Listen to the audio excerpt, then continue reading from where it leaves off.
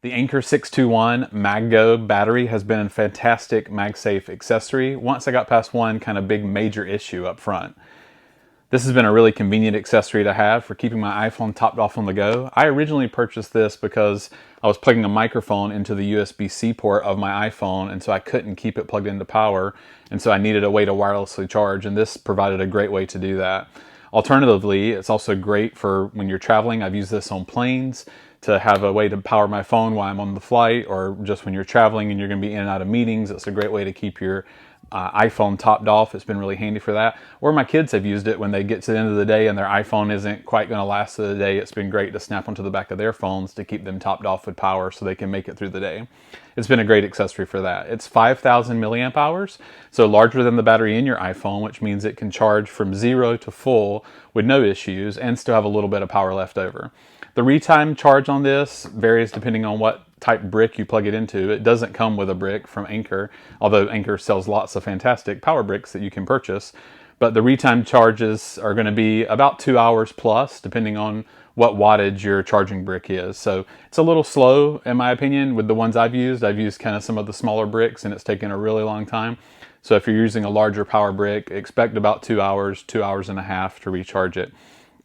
The finish on this has been really great. I really like the soft touch finish here. It kind of reminds me a little bit of like a pleather material, although it's more grippy than that. It's just kind of a soft touch feel, and that works really well for sticking to the back of the phone case because it helps it not to move around. The magnets hold it in place, but then the grippiness also helps it to stay in place.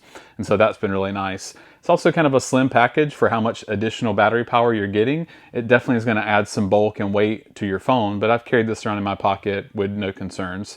It's been a really nice size to attach to the back of my phone to keep it topped off. You can also use the USB-C port on the bottom to plug directly into a device to power it. Or you can use that same USB-C port to recharge the battery. And thankfully, it does have pass-through so that when you're recharging your iPhone with MagSafe, you can also plug directly into the battery to keep it charged. So when I'm in hotels, I'll bring this with me and then put this on the back of my iPhone and then plug in. That way I can keep the battery charged up for when I'm on the go the next day, and it also charges my phone overnight.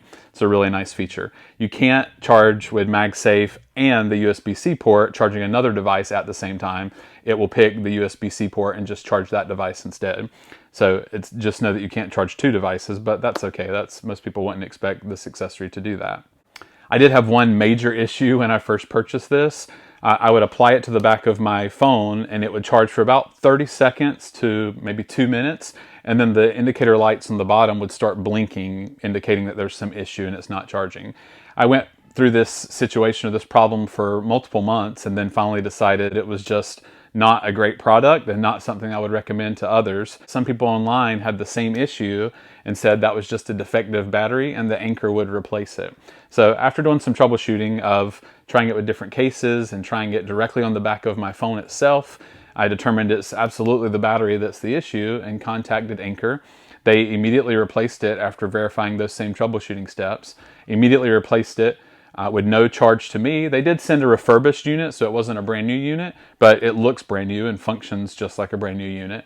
And so I haven't had any issues with the replacement they sent, and they also let me keep the original defective one. So it's not good for MagSafe purposes, but it still charges with the USB-C port. So it acts as just a normal power bank and maybe has a convenient way to store it on the back of your phone while you have it plugged in.